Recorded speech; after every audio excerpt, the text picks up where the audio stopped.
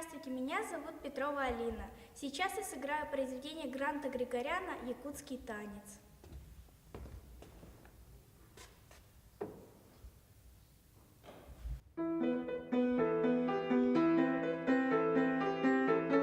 Якутский танец из сборника Гранта Григоряна маленьким якутским музыкантам – хрестоматийный материал для всех воспитанников музыкального колледжа.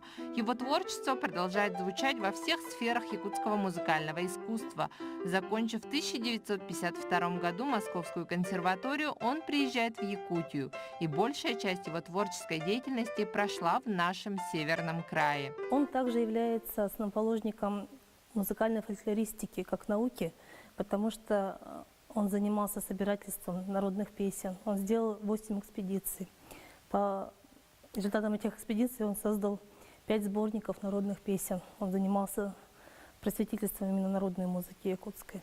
В музыкальном училище именно под его началом было открыто теоретико-композиторское отделение. Накануне его столетия малому концертному залу колледжа было присвоено имя Гранта Григоряна. Его педагогическая работа отличалась большой творческой фантазией. Моими педагогами были в училище 5 выдающихся педагогов, все выпускники Московской консерватории. Первый из них – это Грант Арамович Григорян, скоро ему будет 100 лет. Он учил, он, во-первых, сделал прием на экзамене, принял он у меня. Я его страшно боялась, он такой высокий, голубоглазый, но он очень добрый человек. И вот он принял меня. И я стала учиться теоретико-композиторском отделении. И вот что интересно, он всех якутских детей учил музыке, сочинять музыку. Вот у тебя есть талант, не талант. Со мной была Ольга Иванова, училась. Была потом Тимофей Стручков, Николай Байлохов. Это те вот старшие поколения. Они еще заканчивали тогда. Училище я вот застала. И вот он со всеми занимался. Хоть у тебя есть способности. Музыка Григоряна продолжает звучать в наши дни из больших и с малых сцен.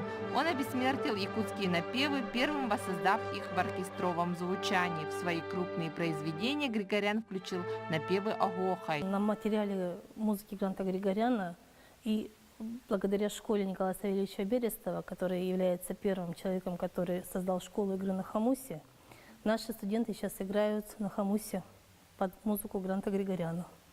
Целые композиции, целые ансамбли и сольно также. Самое близкое вам произведение, что вам нравится? Ну, наверное, из фортепианной музыки его прелюдии, которые довольно-таки лиричные, интересные, своеобразные.